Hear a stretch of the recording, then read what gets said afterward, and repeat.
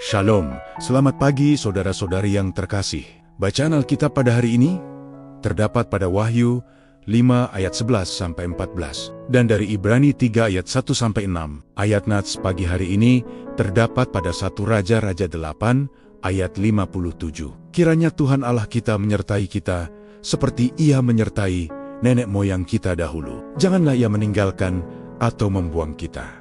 Dan dari Matius 28 ayat 18, Yesus datang dan berkata kepada mereka, "Kepadaku telah diberikan segala kuasa di surga dan di bumi." Renungan hari ini, penyertaan yang kekal. Saudara-saudari yang dikasihi Tuhan, setiap orang ingin hidupnya berhasil. Karena itu, saat memulai sesuatu, kita biasanya berdoa kepada Tuhan. Saat memulai usaha, kita berdoa.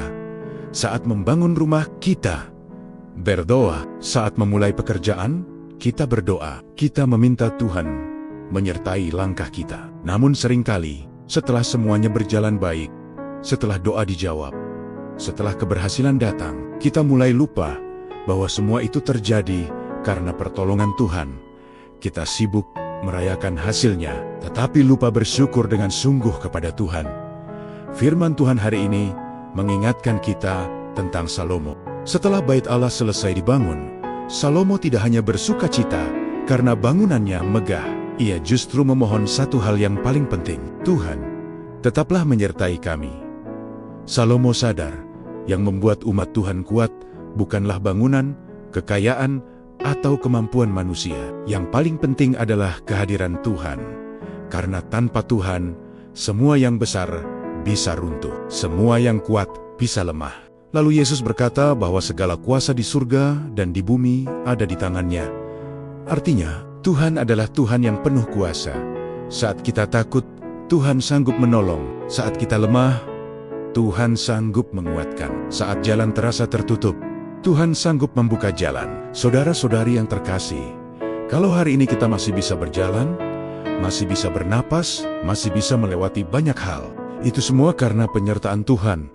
Tuhan bekerja dalam hidup kita, bahkan saat kita tidak menyadarinya. Karena itu, mari belajar mengucap syukur dengan benar, bukan hanya lewat pesta, tetapi lewat hati yang tulus, hati yang tetap bergantung kepada Tuhan, hati yang tetap mencari Tuhan, hati yang sadar bahwa tanpa Tuhan kita tidak bisa apa-apa.